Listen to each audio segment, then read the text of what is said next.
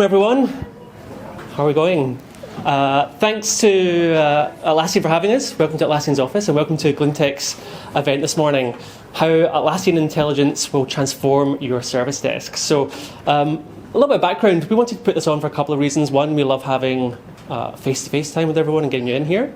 But two, there's been so many updates and new features and improvements in the product recently that unless you've been studying it all day, every day, you've probably missed some things. So we wanted to package it all up and give it to you this morning and hopefully give you some inspiration on how you can elevate your service desks. And you know, AI, obviously, it's all everyone's talking about. So as tech leaders and people working in tech, we want to make sure that we're not left behind. This is the first slide. I put in a placeholder slide when I first started putting this deck together a while ago. I thought I'll open with something funny about how we're all jumping on the AI bandwagon.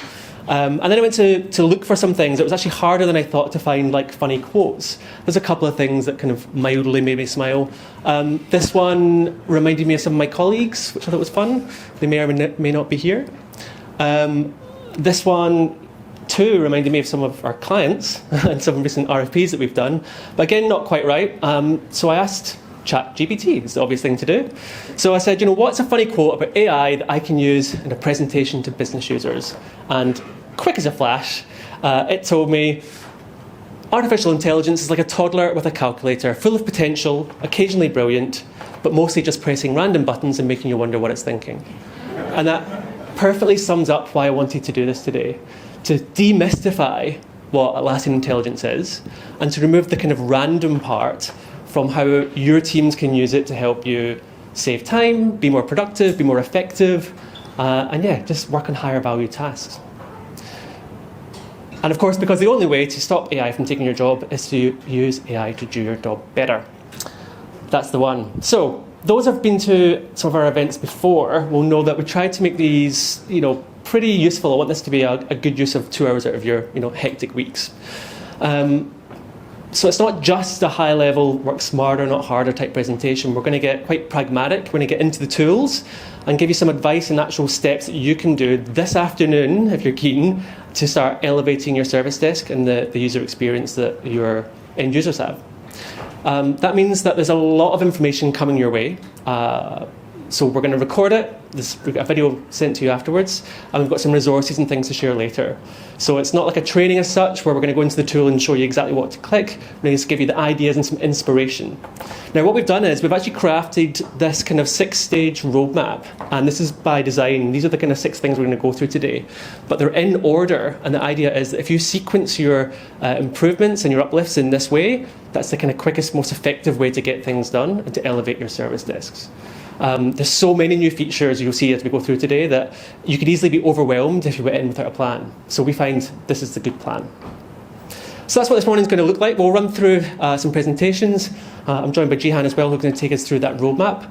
Up until about 10:45, we'll have a short break halfway through so you can recaffeinate and grab some more food. And plenty of time to talk to our team and our experts here. And we've got lots of experts, obviously, on JSM and AI, but also all the other products. If you want to talk about Jira Product Discovery or Jira Work Management, we want to talk to one of our trainers or our account managers about licensing, anything you like, everyone is here. And just note, we can also tee up follow-up chats and demos and anything that you see that you like afterwards if you want a bit more time. Now, luckily, I don't have to do this myself. There's so much here. Super lucky today. We've got one of the best people at Atlassian to take us through this. Jihan is not only a product expert for JSM, he is obsessed with improving the user experience for end users. That's kind of his side of it. And special kudos to Jihan for being here because he was in New York speaking on this last week. And he's going to Berlin and London, I think, next week to speak about this. So he doesn't know what time it is, but he does know a lot about the product. I'm super happy to have him.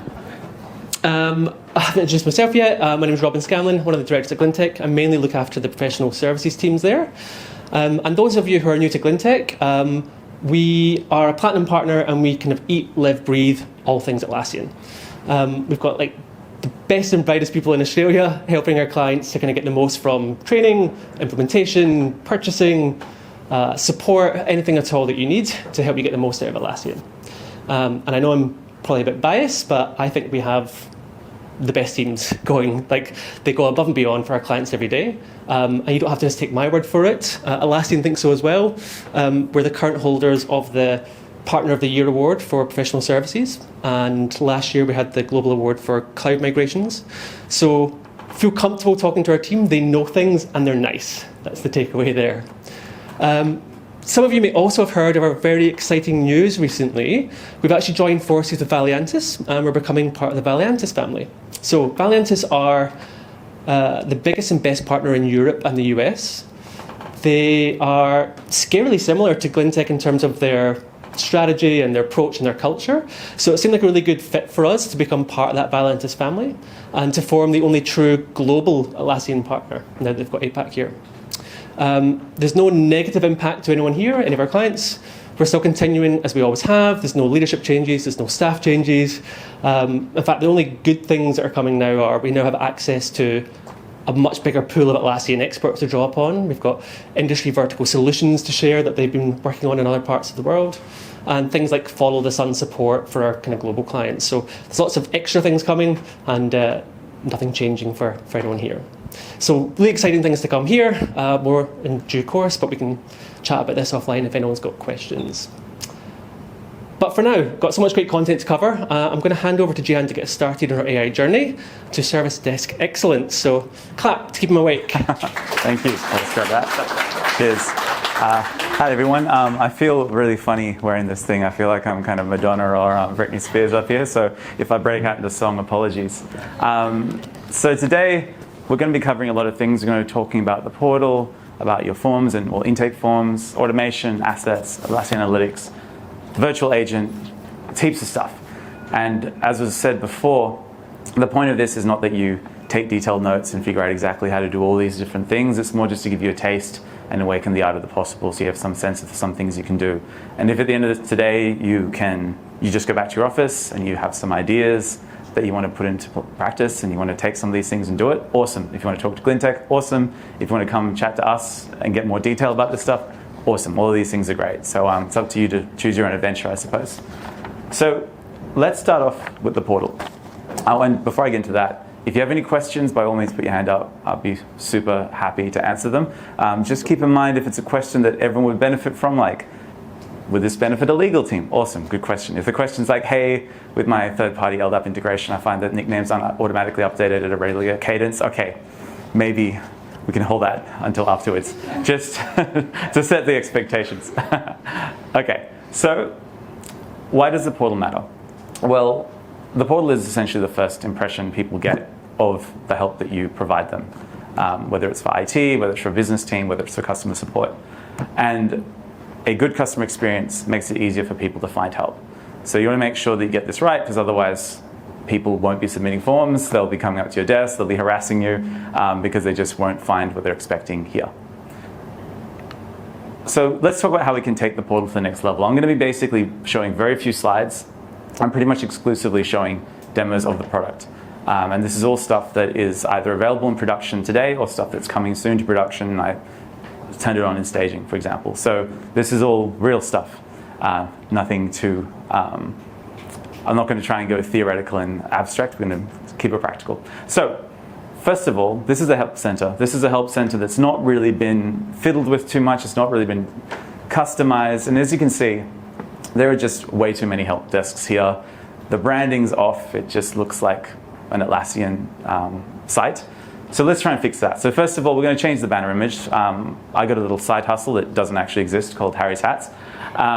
So we're going to take the AI-generated wallpapers and icons that were created thanks to OpenAI.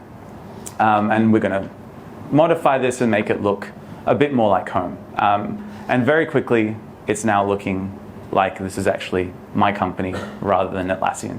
Very nice. And we're going to add in a little message just to make sure that people feel welcome.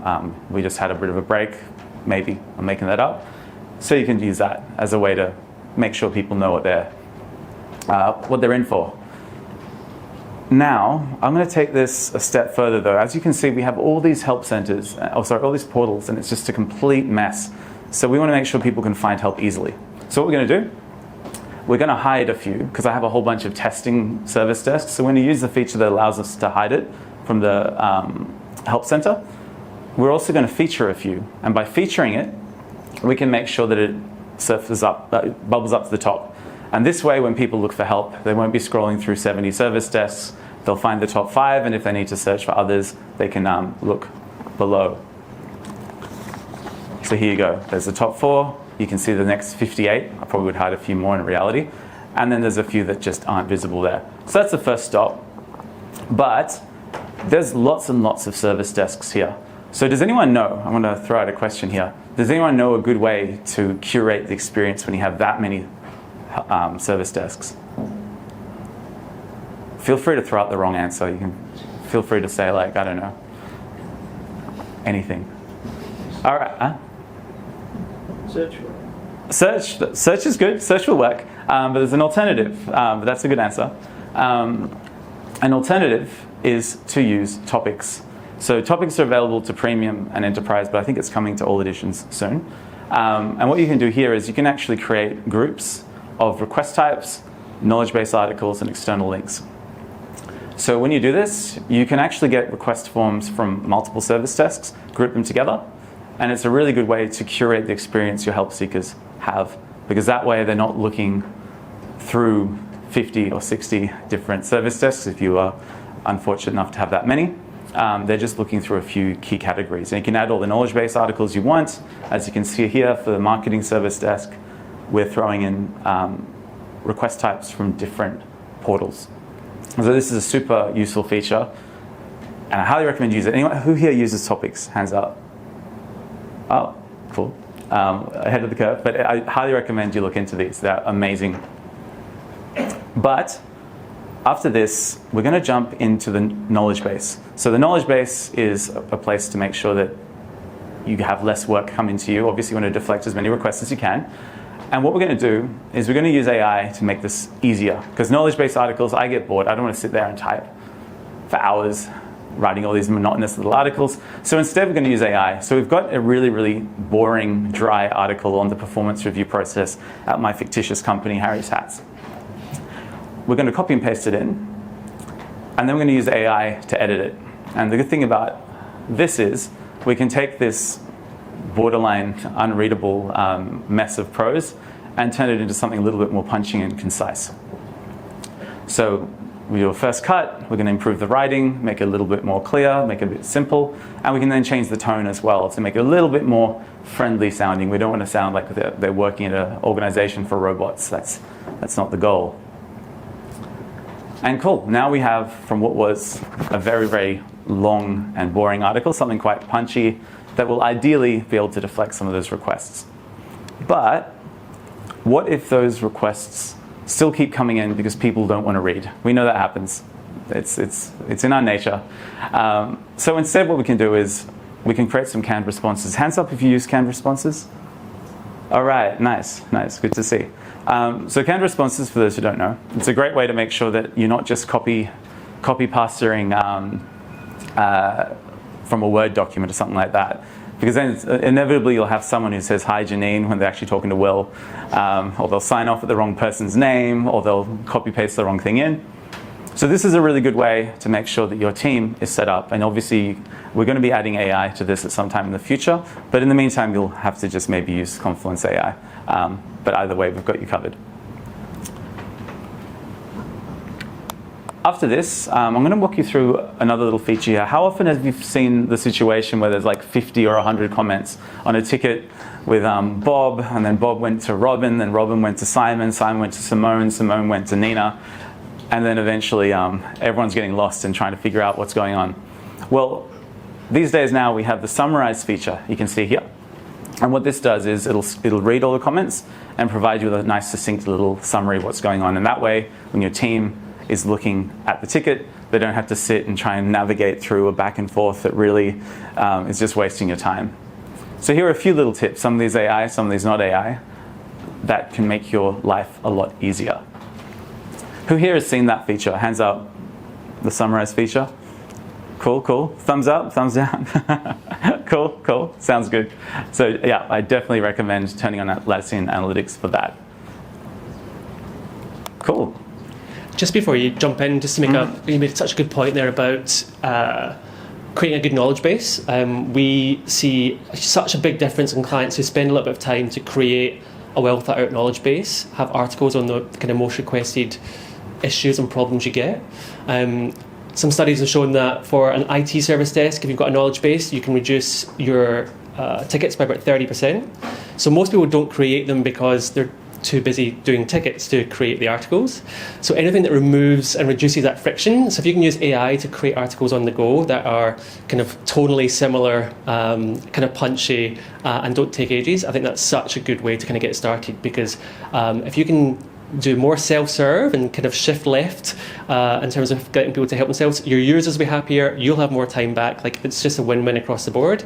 It's just kind of getting started and making a little bit of a commitment. So maybe use the AI kind of carrot to kind of get you started in doing that. And that was great. Awesome.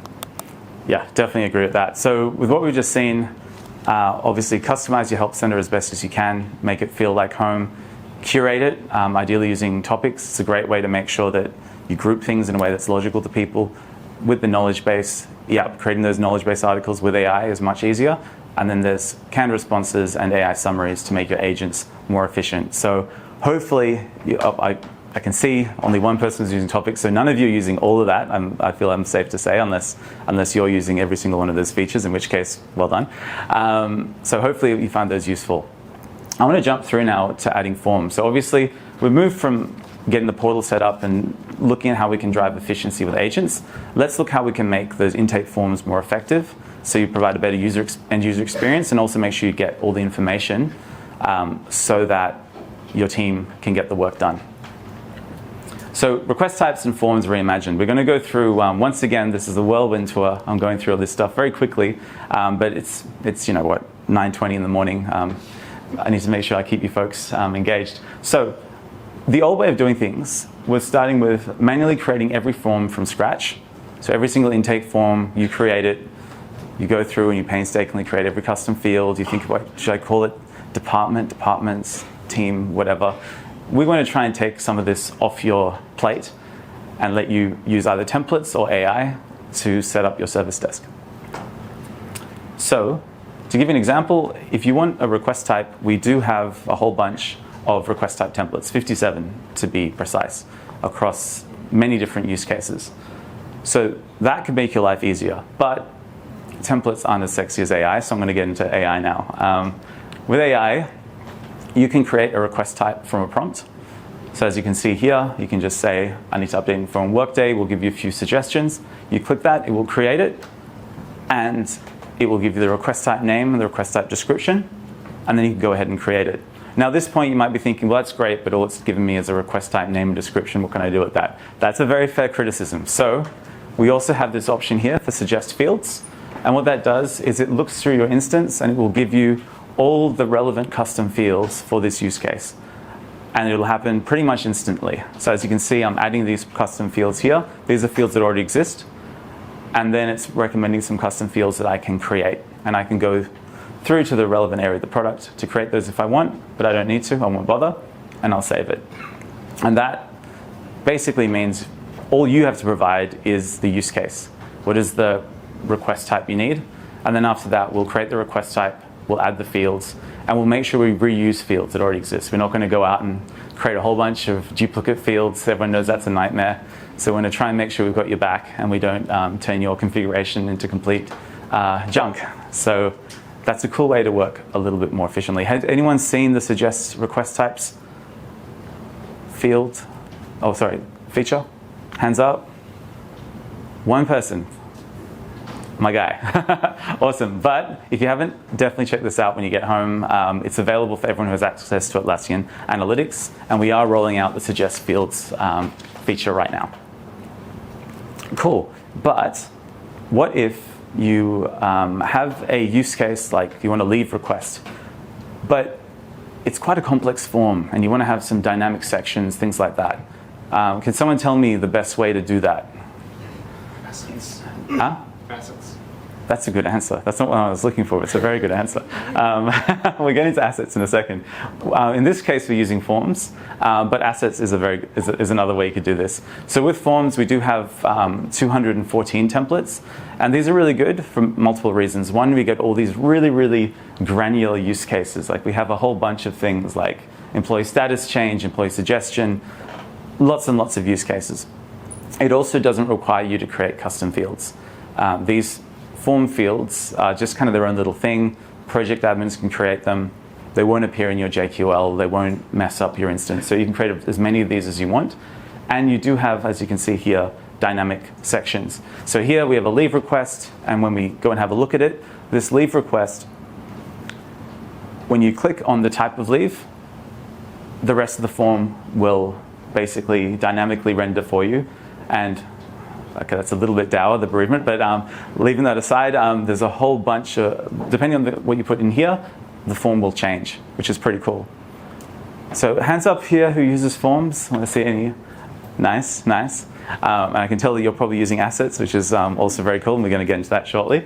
But I highly recommend forms. They're really, really good, particularly if you want to get lots and lots of information. If you have a form where you have lots of information, you have lots of complex logic, you want dynamic sections, you have validation rules, etc., this is a really, really good solution. Hands up, yeah. Just a quick one on the form data. Does it get stored into Atlassian Intelligence? That's a good question. I'll talk to you afterwards and get back to you. I don't believe it does right now. I know it's something they're looking at though. So, but the easiest thing to do is obviously you can link these fields to Jira fields, and that's the easiest way if you need it for reporting. So that would be my recommendation. How do you handle the custom fields that potentially have multiple contexts? So are you using custom fields for multiple service desks? So that have different context values? Yeah, so are you talking about how you'd handle that with forms? It's not really any different. If you link a custom field that has multiple contexts, it'll just apply the context that's relevant to this project, and it'll appear like that. If you want it to be different, you can either create a pro forma field and not link it, or you can essentially create a new custom field. So if it has a set context, that'll be what will be shown in the field, in the form. Good questions. Cool, so I'm going to jump ahead. And as you can see, the good thing about forms is you do get the editor. And the editor essentially lets you create all the info panels you want. You can have you can perfectly curate this experience. So you have a whole lot of flexibility here. You have form fields, which, like I said before, you can link to Jira fields, or you make it required. You can add complex regex patterns for validation. So you might make it that it has to be an email address at Atlassian.com, etc. So it's super powerful. I highly recommend using them. And the good thing about forms is you don't have to use forms just for intake. You can also use it when your team is working on something. So if you have a checklist, for example, or maybe you have you need someone to fill out a long document. I'm sure at the ATO you might have use cases like that. You won't be a stranger to that. So let's just say, for example, we have an employee onboarding HR checklist, and you want to make sure that the team in IT is ticking off everything they're doing. So that way you have a record that, yes, they have done this work. You don't just change the statuses. You can create a form, and then you can create an automation rule, and that automation rule will surface that form at that point in the workflow. And as you can see here, automation, hands up if you use automation. Okay, pretty good. I highly recommend you use automation. It is a no-code kind of productivity tool that just means you can take work off the hands of your team. And we're about to get into that, so I'll quickly attach the form, and you can choose whether it's an internal or external form. With automation, you turn it on, and now once it gets to that status, the form will appear, and the person will be assigned to do it. Very easy, very easy. Yeah, So, just to keep No, again, jump but in, in terms of please. forms, I think from the GLiNTECH side, we see this as probably like the best kept secret in Jira Service Management in terms of the breadth of what you can use them for, and what you're weighing up against is having a a site that's got a lot of custom fields, just so you can get some context. Thousands of custom fields, which is an admin overhead. It's a user experience overhead. Every time they go and search or try to run a report or JQL, they've got hundreds of custom fields to look through.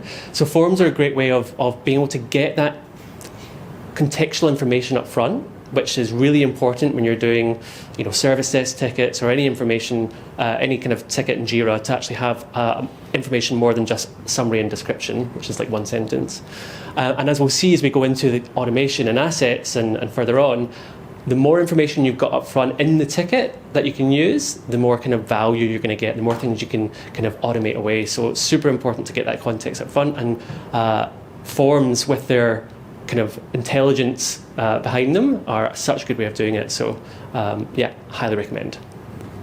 Yeah, we highly recommend it. Like I said, like you just said, forms are super, super powerful. So 100% agree with that. Okay, so we're now going to look at automation. So I saw that about half of you use automation.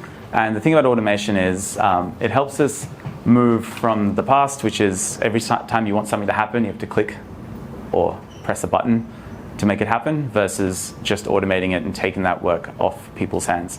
And it means that they can then focus on things or just not make mistakes, because the problem is, if you look at this experience here, if I'm an agent, there are so many places I can click. I can move the workflow and change the status. I can add a design. I can create a subtask. I can sit and create a comment. There are so many different things. So for me to just figure out what to do, that takes some time and effort. And if I'm just saying we are on it, that's probably something that could be automated very easily when a ticket comes in. So I'm going to show you how easy it is to use automation.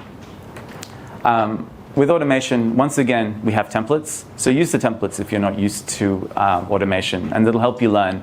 Templates get you 70-80% of the way there.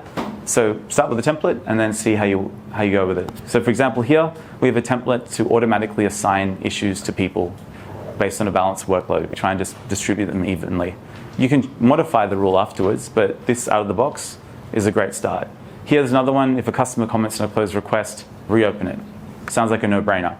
If you want to add some logic to that, by all means do that. You can, once again, tweak these as much as you want, or you can just use them out of the box, and a lot of them pretty much just work.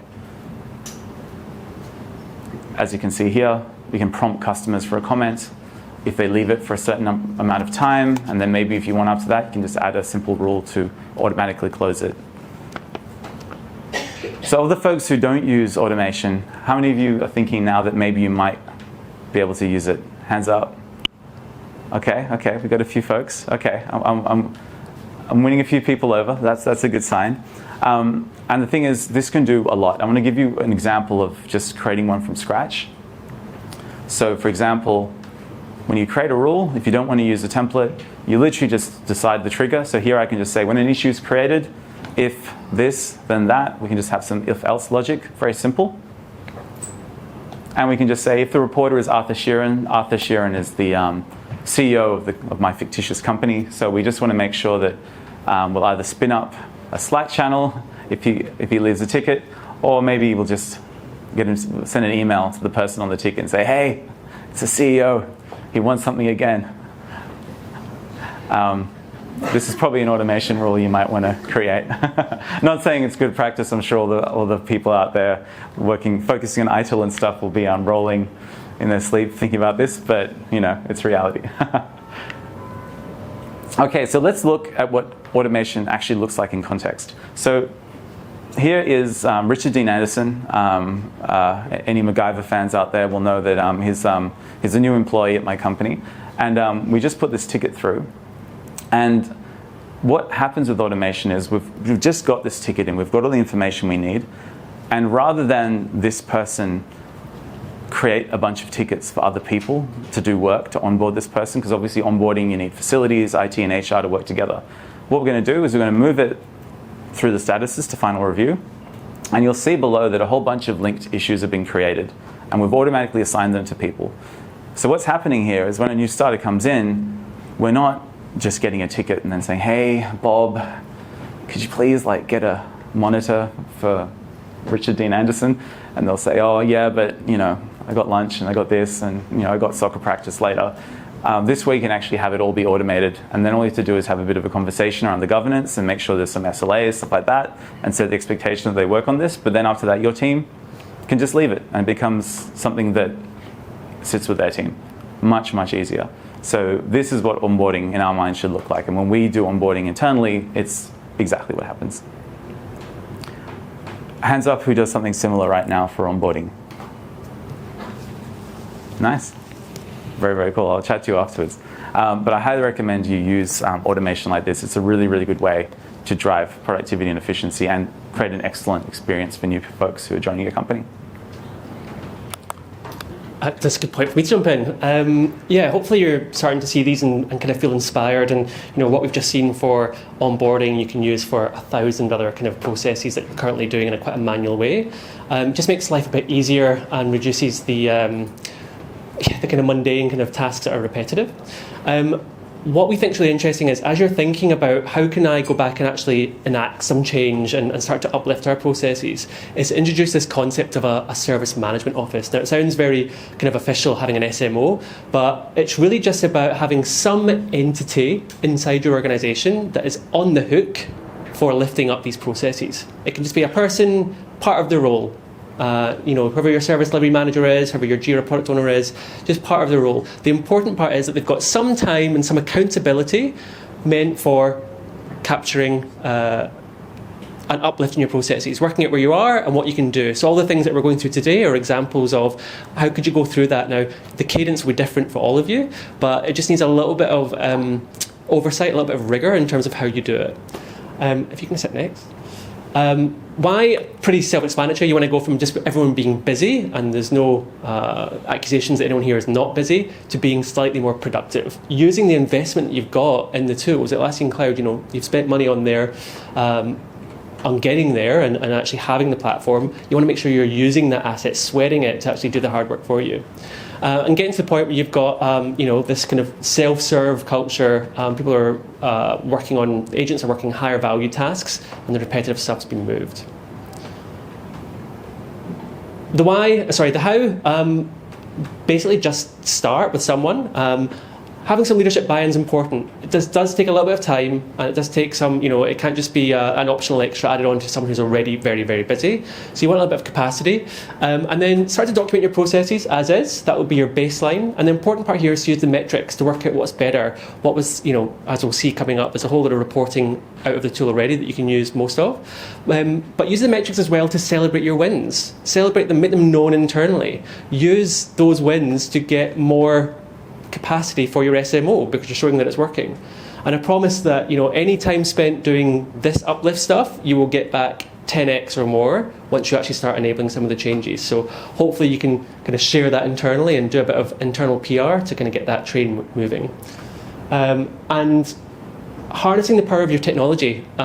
The quickest way of doing that, the problem that most people have is they just don't know what they've got at their fingertips. That's kind of, like I said earlier, one of the reasons we wanted to do this. But another kind of option you've got is to go to our training. Next slide. We've got courses for individuals on our public schedule. We can do team courses, or we can do the whole kind of company. So as an example, a couple of weeks we've got Jira Automation. It's a half-day course where you can learn everything about creating automation rules, smart values, how to do those actions and triggers, and kind of will teach you to fish if you like, and then it's just a case of thinking what use cases you want to employ at your place. We do full day courses as well, and for those who just want kind of inject it into my veins type training, we do a boot camp. They're on areas. We've got an ITSM boot camp that has everything to do with Jira Service Management and automation and forms and everything. It's over like 3 days, and we just take you from 0 to 100% really, really quickly. So loads of information about this on our website, and we've got trainers here as well today. If you've got any questions, we can do a training needs analysis, complimentary, and let you know what would suit. But yeah, it's the kind of quickest way to get over the you don't know what you don't know problem when it comes to Atlassian Cloud. Thanks. Excellent. that takes us to halfway through, I think. Yeah, so I think we're going to have a quick break, but while you're in your break, you've got 5 minutes. So in that time, obviously optimize your portal, set up some forms, use some AI, and then in 5 minutes when you're all done, we'll come back. And hope you have time for a coffee as well. We'll do a show and tell when you get back. Thanks.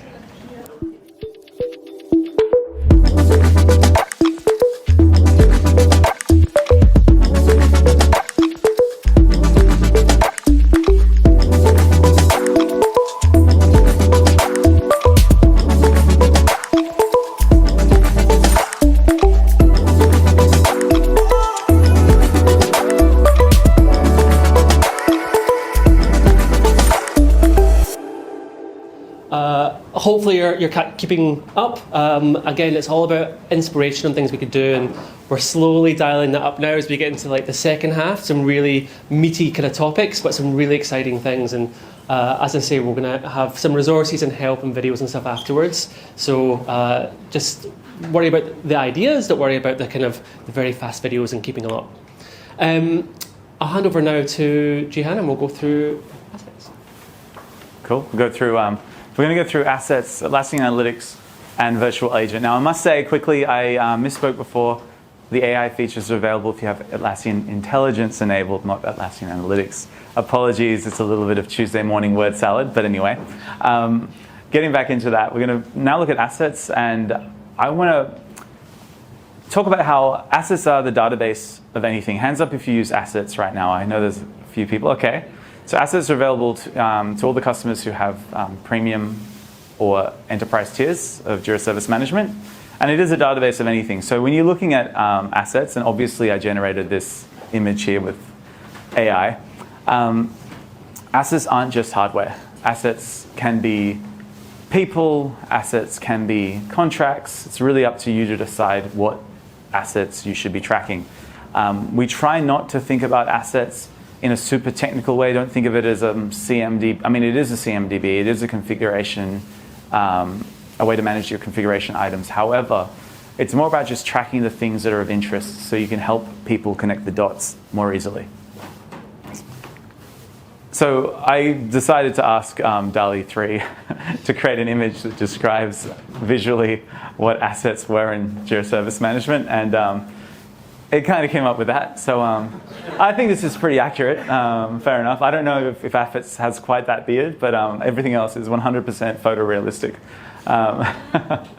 So I'm going to walk you through first a little bit about how to set up assets. Once again, this is not an assets training. This is just more to give you a sense of what's possible and a sense of how it's not that hard. So with assets, as with most of Jira Service Management, we have templates. So 3 templates available out of the box. And these templates are a great way for you to get a bit of a taste of what assets are and how you might be able to use them. So you can create a people schema. And what you can do here is you can then maybe manually create a few objects just to understand what it is you're dealing with and what it means. So for example, if you create this new people schema, you add an employee, maybe Chuck Norris, because I don't know, it's a bit of a dated reference, but I'll go for it anyway. So hold on a sec. There we go, Chuck Norris. We'll set his boss as Pierce Brosnan because, you know, GoldenEye's amazing. And we'll say that he's a action hero and he works in the stunt department. When we create this one object, we're actually creating multiple objects because we've obviously created his boss, Pierce Brosnan. We've created a department for stunts. We've created a role for action heroes. So, and when you click on the schema graph, you can actually see how these objects all interrelate. And this is really the crux of what assets are meant to do. It's meant to connect all the different objects you have so that then you can connect them to tickets, so then agents can do work and see all the connective tissue of your organization. But obviously, you probably have more than 2 people in your company, so manually creating objects is probably a bad idea. So let's try and do something a bit smarter. We're going to import some data. Now, you can import in many ways. The simplest and probably most crude is to use a CSV file. So I just used ChatGPT to create a CSV file with a whole bunch of employees, and we're going to upload them. Like I said, there's many ways you can import your data in. This is not me giving you a tutorial on how to do that. This is just more how you can in a quick and dirty way create an asset set up with some data. So we're going to import these employees. And we've actually just created a job that we can repeat. We can make it that runs every week or every month. It's up to us. And as you can see now, we have this employee detail schema. We have a whole bunch of information about these employees. And at this point in time, you might be thinking, yeah, but what's the whole point of this? And that's a very reasonable question. The whole point of this is that you can then connect it to tickets. You can also connect it to other places like Confluence. It's not just limited to Jira Service Management, but fundamentally that's what it's about. So if you create an assets custom field, which I'm not going to do in front of you now just for the sake of brevity, but let's just say you've created an assets custom field. You can then find that field here, and you can add it to a ticket. And when you add it to a ticket, when someone creates a ticket, they will be able to see those assets. And those assets will be up to date with however you have managed your assets. So you can see that we can add people that exist in our organization. So this is what assets is really about. But I want to show you the power of assets, not just how you can create a list of people and reference it here. That's obviously not, probably not super interesting. So let's take it a step further. Let's look at this service desk we set up before. We have an employee onboarding form. Richard Ashcroft, the singer from The Verve, for those of you who know who The Verve are, he's joining our company. And so we're going to give him a start date, and we got this field here for the region. And that field there, we can select the region to be, for example, America, and we get all the offices in America. So this is referencing the assets in the background, and it's making the connection. So if I change the region, different offices appear. So it's immediately giving a much more intelligent and intuitive experience to your help seekers. They don't have to sit there and type in or look through lots and lots of locations. You can have it have a dynamic selection. Same goes for employee department. You select a department, and then there will be roles within that department, and they won't have to search through all the roles in your organization, etc. So as you can see, it's connecting dots, and this is how it connects dots for help seekers. But what about how it connects dots for your agents? That's where it gets really, really powerful. So we're going to create this ticket, and as you can see, the ticket's been submitted. Now we're just going to click through and I'm going to show you what the agent sees. So that's the help seeker view. When we jump into the agent view, in a second, there we go. Okay, you can see all these fields. So these fields here are what I just entered. And you can click on the schema graph to see how they all relate. This can be a nice visual way to understand what this is. They're looking at the APAC region. It's associated with the Sydney headquarters. There's different people it's associated with. And when you pair this up with automation, it becomes extremely powerful. For example, you can see that there's a new employee called Richard Ashcroft and a suggested laptop. And that suggested laptop was based on his role and his region. You can use the assets as a lookup table to basically say, if this person is joining in this location, give them this equipment. If this person has this role, give them this. If they have this role or this location, give them these access passes. And you can track those access passes. Hold on a second. Cool. And if you want to see what's happening under the hood here, we have a whole lot of assets stored here. We have 13,403 objects, which is somewhat short of the limit, which is 1 million. So you can keep a lot of stuff in there. And for example, you can see the people schema. You can see all the different people in the organization. You can see where they work. You can see the tickets they've created in the past, which can be very useful for your team. If there's someone who's always creating tickets every week, explain they spilled coffee on their keyboard, maybe you need to create a new policy for them.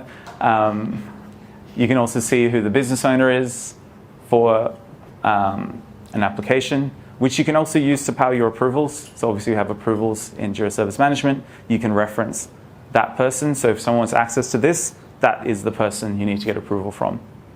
And you can do that in any way you want. So if you have different, really complex logic for approvals, assets is the way for you to configure that. Does anyone here use assets for approvals? Hands up. Nice, nice. Hopefully, once we go through the next break, you'll have it all set up and you'll be able to show it off, and everyone will have their hand up. And once again, you can see how all these things relate. This is quite a complex setup. Don't think you need to go complex. The thing about assets is you start simple and you add complexity as it serves you. There's no inherent value to complexity. If anything, complexity is worse than simplicity. Yeah, I'll just maybe add to that.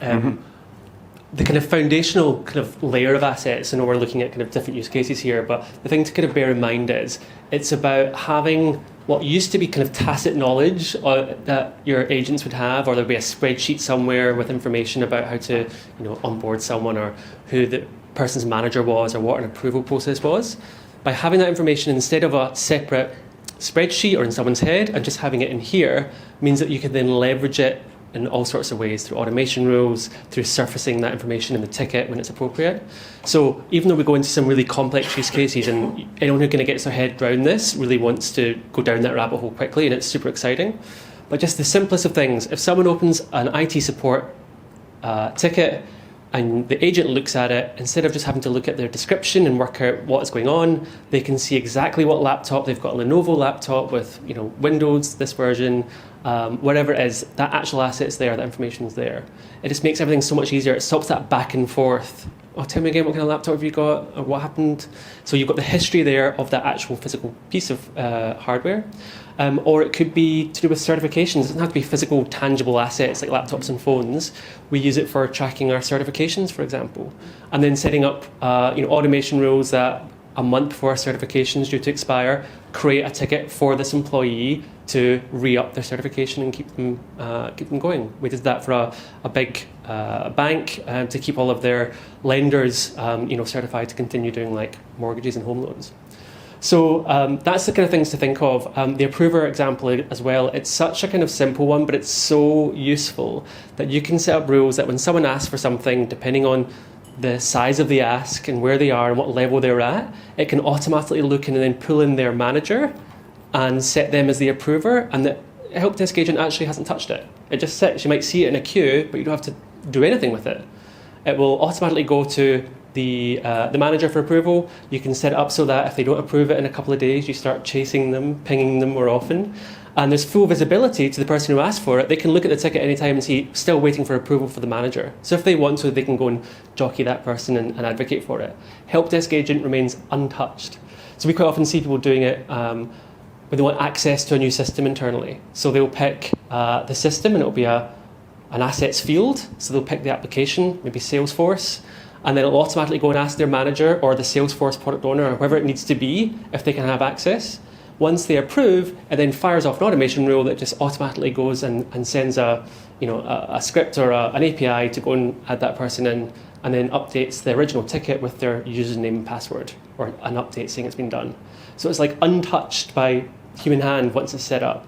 So a couple of kind of ways that we see people doing it all the time, and it just makes life so much easier. And once you start with that, you can think of probably another 100 kind of use cases. So super powerful. Awesome. Yeah, totally agree. It's a massive difference from having a ticket come in and they have no idea who you are, what you have, where you fit in the company, what you've done in the past, to having all that context here. And as I just said, starting simple. This is an example of how far you can take it, but you could literally just start by having a way to track your people and maybe track some of the key things like who their manager is, etc., or where they're located. And then you can add stuff. So the old CMDB way of just let's upload everything and see how we can make use of it. No, we definitely recommend starting smaller. Okay. Oh, that's a good time for me to come back. We did a lot of work in this area. In fact, anyone who came to, I think it was the 2 events ago, we had Chris Gardner from Tennis Australia talking about how we'd implemented Jira Service Management and assets to help them run all the IT support during the Australian Open. And he had some really great insights. They had like 40% quicker tickets, less tickets, more people held themselves, visibility for everyone. It was really interesting. So we've done a lot of work with various clients, and we found that most clients actually have very similar needs. That first 80-90% of setting these things up, it's just the challenges of running either IT support or service desks within an enterprise. Everyone's got their own little kind of slightly different naming conventions, what have you, but the actual processes underneath was very, very similar. So instead of going in with a blank page every time and going through the motions and basically doing the same work all the time, we've packaged it up into what we call our ITSM Accelerator package. So this is if you don't have the time or energy to kind of spend 6 months doing trial and error finding it out, what we do is we come in and implement quick. In a couple of weeks, we'll basically take you from about 0 to 80, 90%. And then what we do is we enable you to customize that last 10, 20% for your own bespoke processes and to enable you to move forward. So super high level for those who are interested. Let's go next. I won't go through this in too much detail, but basically what we've done is we've built a tool internally that will inject the model, the gold standard model schemas that we're just talking about for people, for assets, will help the workflow automations all get dropped in there, the right screens and reporting, the dashboards that you need. We basically inject it all in and then work with you to customize it and then put all of your assets, your people, your processes in there. And then we do some training and support to enable you to kind of keep it going, because getting it set up's a big hurdle, but the magic is keeping these things ticking along so that the information doesn't get stale. And then what we can do is we've got a ton of integrations and bespoke. So if you want to connect to Intune or Azure AD, or you want to be pulling in from other systems, because we don't expect assets to be your core primary system for everything, but it's going to reference all these other systems to get that information. So what does that look like to make sure that the data is, is current and is pulling the right things, and you don't have multiple records that are conflicting? We'll work on that, and that's obviously more kind of customized to everyone. But super quick, if you want to go really racing out of the gates with assets, this is probably the best way to do it. There's one more. Oh yeah, we've got more information at this and we'll send you a link afterwards that's got tons of stuff, but at a high level, the kind of capabilities we've been talking about that you can get with the package versus out the box are exactly what we're talking about. Auto-assigning approvers, especially for change. If you've got like a CAB process, it's really good. Change managers love this because everything is recorded, there's a process, there's a sequence, you can have all the approvals tracked, and it doesn't leave any kind of wiggle room if you like. There's tickets populating with specific user assets. That's the thing I was talking about before. It's so useful, and once you've got it, you'll wonder how you ever kind of manage without it. And a ton of other stuff that comes as well. Some like real life things that we found, like the out of office reassignment. If someone's actually not available, they can reroute the tickets and the approvals and things so that doesn't become a bottleneck. So it's kind of the things that you actually find out the hard way. We've kind of packaged it up for you. So yeah, any questions about this? We've got some experts in the room, just going to grab us afterwards and we'll take you through it. Thanks, Jan. Perfect.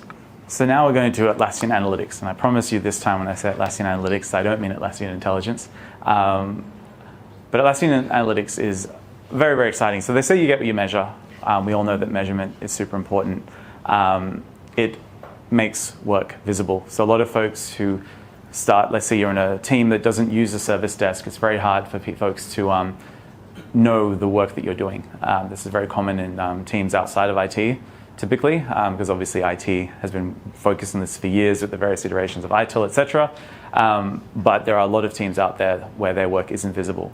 So we're trying to move from emails and chat to queues and boards. I know that's not analytics or reporting per se, but it is a way to visualize the work you have. We're going from, say, like a quarterly or monthly update cadence to having real-time dashboards that you can just simply turn on. You don't have that final scramble to tell people the stuff you've done and pinging people to say, hey, did you work on that? Did you do this? And then reviewing, rather than just reviewing people's workloads by talking to them, you can actually refine your processes and try and formalize things a little bit more so that things just stick and can be more efficient. So let's look at reporting. So in this service desk here, we have some tickets. And you can see that we have the queue view, but we also have the board view now. This is available to every single Jira Service Management service desk on the cloud implementation of it. So you can get that version. You can just turn it on in the features section in project settings. So if you are struggling to find it, let me know. I can do that for you in less than a minute. And you can see that we also have reports. So these reports are fairly simple, I'll be honest.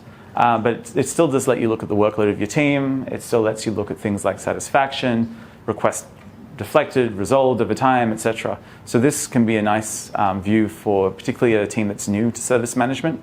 But for IT, I can understand if you're saying, oh, for IT we need a little bit more bang for our buck, we need to be able to slice and dice things a little bit more. So if you want more than this kind of view, we do have Atlassian Analytics. It's currently only available for enterprise, but we are going to be rolling out things for premium and maybe even standard as well in the future.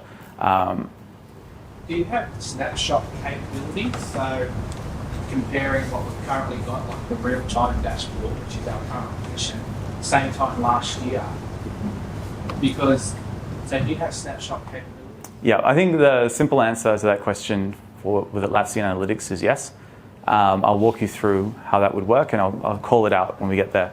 It's a good question, very good question. Feel free to ask questions like that. That is 100% the goal of today. So Atlassian Analytics looks like this. It's basically a data lake, which means that you can give it queries. You can also give it. You can also just use a no-code approach and create charts. You can create charts of whatever type you want. Here we got some bar charts. We've got line charts. You can have just data tables where you can just see information if you just want everything. You can put filters like you can see up the top. There's a lot there. We have, once again, templates. So here's an example with lots of different dashboards. So you can create as many as you want. And as you can see, yeah, for this case here with HR, you've got things over time. You've got bar charts showing you different requests split by type. You've got agent workload. Unfortunately, a lot are unassigned. That's not a good sign. And then SLA met versus breached, all that stuff you can do. Now, I want to answer the question that was just asked before by Paul, was it? Yeah. Let's go into creating one. So when you go to create a new chart, you can start from scratch, or you can use a template. Templates always make life easier for us, so let's try and use one where possible. You select the data source, and then after that, you simply just create one, and it is pretty powerful right off the bat. It gets you pretty close. So we'll create one just for request management. And it'll automatically just spin up all this. And all this stuff is pretty easy to do. Now the question is, in most cases, that won't be the dashboard you want. That's maybe 70% of the way there. But 70% rounds down to 0 when it's not right. So how about making something more bespoke? So as you can see with charts, we have templates as well, but you can just create one from scratch if you want. And when you create them, you can do it in SQL, or you can do it with the no-code builder. So as you can see, you can select the column you want. You can select any data manipulations you want to do to it. And that would be how you would do, for example, a comparison of year on year. It's completely flexible. The whole point of this is to be developed so that you can do whatever you need. And then you can just simply pull it into a dashboard, and you're ready to go. So yes, in terms of comparing year-on-year performance, we may not have a template for that immediately, but we can probably add one at some point in the future. And yes, SQL does allow you to do that quite easily. So this is definitely the future. So you might be looking at the reports we have right now and saying, oh, they're very basic, and that's true. But this is the direction we're going to be moving in, 100%. Maybe just to clarify for those who are interested, this is available at the moment on the enterprise license. So it goes standard, premium, enterprise. Enterprise is got a few kind of key differentiators for those who aren't sure, and I think more and more people who are currently on premium will be looking to move to enterprise. The main ones are, at the moment, Atlassian Analytics is part of that, and the data lake that comes. But enterprise has also got this concept of horizontal scaling. So what you do is you pay for however many Jira users you want, so Jira Service Management users. You can have as many Jira Service Management sites within your pool as you like. Same with Jira Software, Confluence. So what it means is we see like a big enterprise, instead of having one massive Jira software that everyone who needs access to Jira uses, and it's you can't customize it too much for one particular user group because it's going to impact the others. So it's a compromise, which means no one's entirely happy with it. Well, instead now you could have, for example, a developer Jira software instance, and you could customize it and delegate the admin to the devs, and they could do whatever they want with that. Have apps on that smaller user tier for Bitbucket connectors or anything else that you need to customize the dev experience, and then maybe have a more kind of general use Jira software that other people are on. So it allows you to pay just for the individual user for Jira software or Jira Service Management, but have access to as many sites as you want. And in an enterprise, that becomes more and more useful. And then what you do is, to make sure that you don't lose that connectivity, is you have data lake and Atlassian Analytics to pull information from the relevant sites to give you that consolidated view. And a lot of people here will know consolidated reporting has always been very difficult in Jira, mainly because of poor governance and the reporting capabilities were kind of quite rigid. So this is a really great step forward, I guess, in fixing that. So super excited. Just checking for questions just in case. Okay. It's super exciting. Being a former data analyst myself, I see this would have made life a lot easier, and there'd be a whole lot less manual data munging. So think about the poor data analysts in your company when you look at this. Anyway, sorry, a little bit of a plug. I'll come to you afterwards. Andrew? Does it combine assets data as Yeah. well and multiple projects? I can't answer the specifics of yes, it does allow you to report on assets. I don't know exactly about combining all the different data sources, but I do believe that is possible, as in assets with various service desks.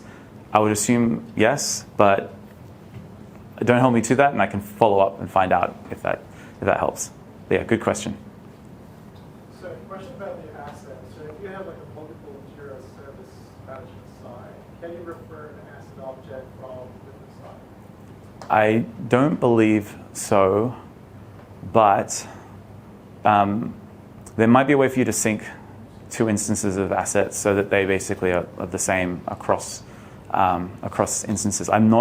Once again, that's another one I'd probably have to take away and come back to you on. I'm less familiar with assets across multiple sites, but it's a good question. I would believe, though, that you'd be best off having them essentially sync. But yeah, let's talk about that afterwards. I'll come and chat with you. It's a good question. I was going to say maybe the AirTrack, which is the kind of very much sits in that space. This is a recent-ish acquisition. Mm-hmm. But I know there's Mark Edwards is here as well. There is. Mark's an expert in this, so maybe I can tee you up with Vicky at the back at Canva after this, and he can show you or talk to you a bit about that. Absolutely. So just for folks who don't know, we recently acquired AirTrack.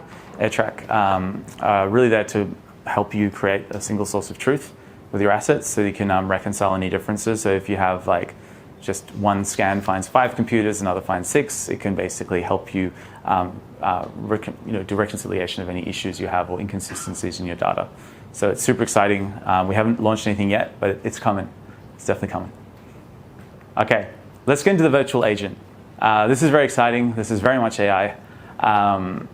We want to move to the future, which is where we have bored agents, to a world where we've lobotomized this poor guy and now he's a robot. Not quite. We want to get to a world where we have computers doing the more boring tasks, and we're focusing on things that are more important, more complicated, that require a human brain. 100%. I don't want to lobotomize anyone, and I don't think this is going to take anyone's jobs. This is just going to make your job less, more interesting and less boring. So we all know the problem with chatbots. We've all had this issue. You say, hi, I have this problem with my computer. They say, oh, it sounds like you need a snack. No, I don't want a snack. Or no, I don't want you to change my VPN. No, I don't want you to do this. Can I just talk to a person? And they say, thank you, I can do that. Goodbye. Okay. So with chatbots, yes, we know the issue. And we know the issue with LLMs even. The problem is they will hallucinate. That's just basically a statistical generalization. All LLMs are just algorithms that have extracted the statistical patterns of the internet, and they will reproduce them. So you don't want to let them run rogue. You don't want to give them the nuclear codes. We need to keep our brains on. So what is a good virtual agent? Well, here are three things I'd propose. So the idea is to use AI to connect the dots. AI is very good at doing things that a person could do, but it would be extremely monotonous. AI would just eat that stuff up. So they can connect the dots and understand needs and put things in the right baskets.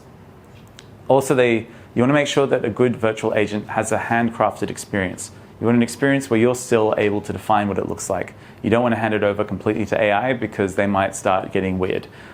And then you want to make sure you're ready to hand over to your team. There will be people who just don't want to interact with a chatbot, or there'll be times when people have problems that are just complex. So if you don't want to annoy people, you want to make sure your CSAT levels remain high.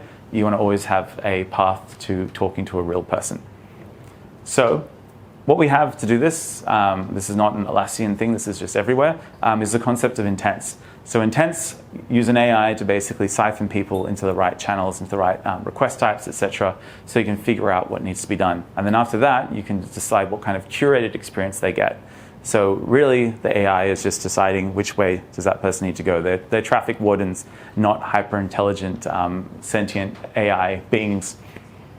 So let's set up the virtual agent. I think I've gone ahead. Here we go. Okay, I'll just start from here. Wait. All right, this will have to do. We're in the virtual agent. We've turned it on. And we're going to create some intents and standard flows. So a standard flow is your ability to customize exactly what the AI will say. Because what it says is important, because if you choose the wrong words, it'll feel weird or feel too formal, too informal, etc. So we can change it that when it greets you, it says, hey, what's up, friends? It's time to party. Okay, I probably shouldn't be allowed to run a service desk. But you can decide exactly what it says. And then we're going to go and try and create some intents. So the intents are the different use cases. So when someone says they need help, you want to need to make sure you figure out which use case they have. Give this a second. Here we go. Okay, so we're going to create an intent. We have, once again, templates for intents, so that makes things a lot easier. We are going to, all right, I've created a couple of normal intents, but we're actually going to create one from scratch. For those of you who are fans of The Simpsons, you'll know that Homer always has the issue that his boss doesn't remember his name. Now, unfortunately, we don't have a template for Homer. Usually we would, but having your boss forget your name is a fairly uncommon issue, so we're not going to add it. With our templates, we actually get some training phrases off the bat, but we have to create them in this instance. All the training phrases are you're giving some sentences that will help them distinguish this intent from others. So, for example, if you have an issue with a VPN, it'll be looking at things that are similar to VPN issues. Here we have different training phrases for my boss forgot my name. And we're phrasing it in different ways because this is not looking for keywords, it's a semantic search. It's looking at the similarities based on how commonly things occur together. And then once again, like I said, it's a curated experience. So once something happens, we can decide how to solve it. So we just recommend one-on-one and some donuts. Homer usually pretty happy with that. And then after that, we're going to go in and test it. So we're going to test the intents we've created. I already created a couple of standard out-of-the-box ones. So let's see if this is actually working.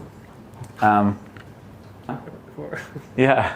I will let you know that this is a Microsoft product that we're using. If I'd done this live, it actually would have worked perfectly. No offense to Microsoft.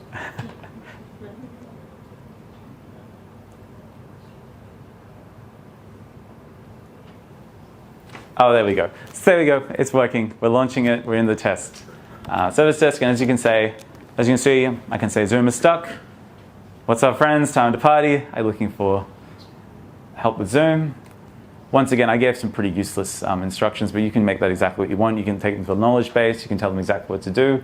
I just said turn it off and on again because, like I said, I shouldn't be in charge of a service desk. Apologies. I can't get the VPN to work. Okay, sounds like an issue with the VPN. No problem. But let's see how well it does with Homer Simpson and his boss not remembering his name, because that's pretty specific. So I don't know if it's going to actually work. Well, I do, but I'm trying to add some extra suspense here. Okay, so I was in the meeting and the big boss called me Charlie. What is happening? So we haven't said forgot, we haven't said name, we have said boss, that's about it. And it's immediately figured out the intent. And if it doesn't figure out the intent, it'll just refer me to a person. If that didn't solve the issue, it would let me talk to a person as well. So we're giving everyone every opportunity to talk to an actual human being if we can't solve the problem, but we're also providing a curated experience where we're connecting them either to a knowledge-based article or just saying, hey, just turn it on and off again, or in this case, chat to your boss. Can you kick off a service request if it goes through the escalations and the help? Yes, yes. Basically the way it works is it says, hey, how's this solution? And if they say, nah, that doesn't work, they didn't solve my request, it then spins up a request, a ticket. Yeah, because otherwise it's the worst. I had some problems online with a travel company the other day. I put through a chat thing and it just kept basically just glitching. And even if I said person, it didn't get to a person. So yeah, we don't want to do that to you, 100%. Is there a bot for Teams? Good question. So this is only available on Slack for now. It is something we're working on. I can't give you concrete dates yet, but MS Teams, yes, the team is working towards that. So yeah, I can reach out to you afterwards if I can. This is the beautiful part, getting users to go to 20 different areas. Totally. I mean, if you're using Teams, yes, 100%, you need to have it on Teams. So yeah, it's a priority. Cool. So as you can see, you've got 6 big areas of the product we've covered today. So we've talked about how you can establish your portal and customize it, how you can use topics and feature service desks to make it more navigable. We've talked about canned responses and knowledge base and how you can use AI to create knowledge base articles faster. We've got into request types and forms and how you can use AI to set them up and templates to set you up faster. We've then gone into automation and all the automation rules you can set up to make life easier for your team and have them do less, but still do more. We've talked about assets and how that's a connective tissue of your organization, how it can provide context to everyone. Atlassian Analytics for the ability to surface work and show the rest of the business what you're doing and identify ways to find opportunities to improve. And then the virtual agent to take all our jobs away and become our AI overlords. Not quite, but more just to help us find help faster. Chatbots. Heidi. Does analytics provide unfulfilled search strings, like a capability where you harvest stuff where the agent wasn't able to help? Yeah, I mean, that would be... Is that for the chatbot, so the chatbot wasn't able to help, or...? Yeah, so if you're using the chat and you say, I need to know how to do X, Y, Z, and snag it, if it isn't able and it has to hand that off, do you provide analytics to see those unfulfilled requests? It's a good question. Yes, Yeah. yes, we do. So as part of the, if you go back on the AI there a little bit, there's actually a reporting section, and it actually gives you sort of the stats on whether it's actually solved some of the issues and which ones it hasn't. Yeah, because value is driven by not deflecting but success. Yeah. So we want to be able to track that over time. But it's really important to do that. Definitely. Yeah, you don't want to just succeed by pissing people off so much they don't come back. Awesome. But yeah, and thank you. I wasn't super sure on that exact one, but thank you. Awesome. Thank God you're here. 6 steps to service management excellence. That was like super useful. A couple of quick things before we kind of give you a kind of roundup of how to get started. One of the first things that will happen when you go back to your desk this afternoon and look into this, the biggest bottleneck is, of course, this question about security. And there's not one answer.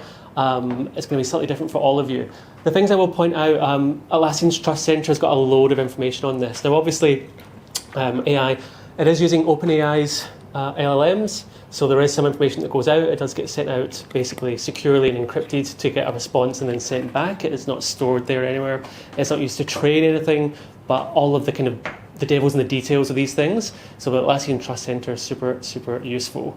And the interesting thing is as well, it does obviously honour your permissions in Jira, and anyone who's an admin of Jira will know that that is quite a complex world. So no one will get answers or content or suggested for them or created for them based on data that you have in your systems that is not already available to them. So it is obviously contextual to each person asking the question and the kind of information they would be able to access on the systems. So super complicated, but clever and contextual, and yeah, that kind of feels right. I would add, not to be put off by this and thinking it's too scary, we can't open ourselves up. This stuff's not going away anywhere, and it's not just going to be Atlassian, it's going to be your entire stack of tools. So finding a way to kind of feel comfortable and to make sure that everyone is confident internally with what the security setup is, I think will pay dividends down the track rather than just hoping that this all goes away, because I don't think it's going to. Now, loads of stuff covered. Those 6 steps, and remember, they were kind of sequential. That's the kind of easiest path that we see to do it. We covered a lot of stuff today, but a lot of that was in kind of like real time. So I know in reality, enacting change inside your organisation takes a bit longer. You have to bring people on the journey with you.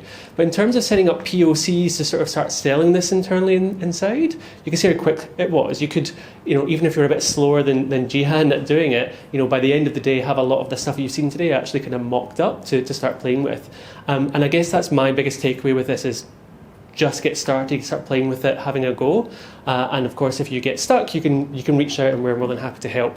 Ask us after this, or we'll tee up a follow-up session. Happy to go through things and point you in the right direction. There's lots of complementary resources as well. There's actually free training Atlassian courses on Atlassian University. We're happy to point you in the direction of these things.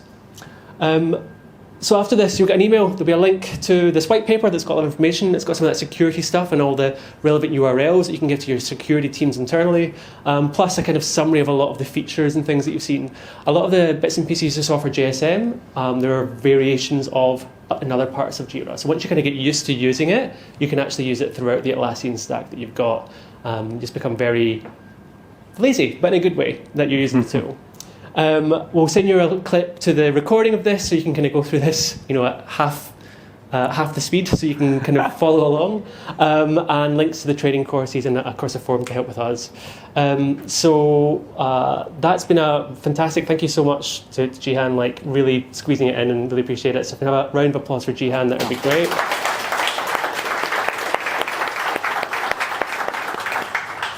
And also thanks to Beck and everyone at Atlassian for kind of helping us organise this and giving us the room and things. It's great to kind of get in here and have everyone together and somewhere easy to get to. We can have a couple of quick questions, although if anyone's got any left. I was actually laughing, I don't know if it's working, but they have this thing at Atlassian where it's a microphone that you hurl into the audience and you can speak into it. Oh yeah, don't. I mean, it sounds like a health and safety nightmare, but it's not our office. I'm not the throwing type, so maybe Jihan can chuck it. But if anyone got any questions that I've not asked just now, we'll have time afterwards to mingle if you want to kind of ask something a bit more specific, or if you're a bit shy and you want to ask us individually. But any kind of last questions to close off the session? Can you catch? Start at the back and we'll come back over here. Here we go. I won't throw it because I'll probably take someone's eye out. Just my clarification with the analytics. You say it is coming to premium, or it's staying with the enterprise only? There will be a premium offering of some description. I'm not sure exactly what it will look like, and I'm not sure exactly when, but yes, that's the plan. I can say the unofficial line, and I genuinely don't know anything, is Atlassian's annual Summit Teams Tour is coming up at the beginning of May, and there are usually a lot of announcements that come out then. Yeah. So some of the kind of big things that should be coming, like Teams and things, I would not be surprised if they came out then. But that is the unofficial line. Yeah, hang out for that. It's only a month and a half away. So, Matt? With the AI stuff and knowledge base, going back to the whole shift left self-service, is there any tool that we possibly need a POC of another vendor, they read all of our Jira data, and they could sort of pinpoint where you could create knowledge base articles or where you would fall in short. Is there anything coming that is similar to that? I don't think there's anything coming yet, but there's a mad scramble across the globe to create more and more AI features, and it's a very logical AI next step. So I'm not aware of anything happening immediately right now, but I can tell you that it is something that is inevitable, and so I need to come back to the team. Oh. I can answer maybe a little bit of that. So you talk about Yeah. looking at your existing tickets. Yeah, correct. Speaking to the box. We do have that. Oh wow! So- See, that's how fast I'm so moving. if you actually- Mark, when you create, speaking to the- sorry. So when you create the intent, what we actually do is part of it, instead of just the templates, it'll also look at your data. I think you have to have over 2,000 tickets. It'll look at your data and suggest things that you should be creating an intent on. That wasn't part of the chatbot, that was part of the... No, that's part of the actual chatbot. So when you create it, Chatbot related, just in general. no, this is specifically creating the intents in chatbot. Yeah. Are you talking about? Just in general, yeah, just as a tool, like if you have, say, 20,000 tickets a year, if you have, say, 20,000 tickets a year, how can you sort of pinpoint where you need to deep dive and shift left and create all the best articles? Oh, from knowledge base. Yeah, so Yeah. to the chatbot. I suppose you could actually use the intents that are there to actually do that. So if you're looking at the actual virtual agent itself, you could actually use those that data to create knowledge base, if you think about it. So instead of doing the virtual agent for it, you could actually create knowledge base. So let's put it as a logical next step. Yeah. There's probably also some guidance we can help to get some visibility on what are the most commonly asked things, some reports visibility. Yeah. That's what that does. Literally prioritise what most of your issues, what gets asked all the time, is it password reset, is it access for the Wi-Fi, is it guest access, and then just slowly work your way through. Set yourself some metrics, I'm going to create one article a day or a week or just something to start building it up. And then there's native tools that will help you track the articles that were used and deflected tickets being opened. And again, you can use that to be like, oh look, we deflected 10 tickets this week. That saved us 2 hours. What are we going to do with it? So yeah, some little bits and pieces that are not like an automatic tool, but just some guidance can help with that. Great. The other one will be a simple one. Is Atlassian ever looking at like a virtual phone system like Amazon Connect that can link straight in, seamless? Yeah. Telephony is something that's been talked about. It's not something we're necessarily planning on building now, but it's something we do want to find a way to support. So it's something that's to watch this space on. I can't announce anything. We don't have concrete plans, and if I said anything, I'd probably lead you wildly astray. I can say that on telephony, Sam and Kate, if you can wave your hands, if you speak to Sam afterwards, we have done a telephony integration. There's a marketplace app, I think, that lets you connect up to your kind of VoIP system. So if you've got some questions, you might be able to point in the right direction. Fantastic. What we're going to do is we'll break up now so that anyone needs to get off can, and if you want to mingle and ask some questions independently, you can as well. Thank you so much for coming. I really appreciate seeing everyone and taking time out. Thanks, folks. Enjoy the rest of your day. Thank you. Thank you.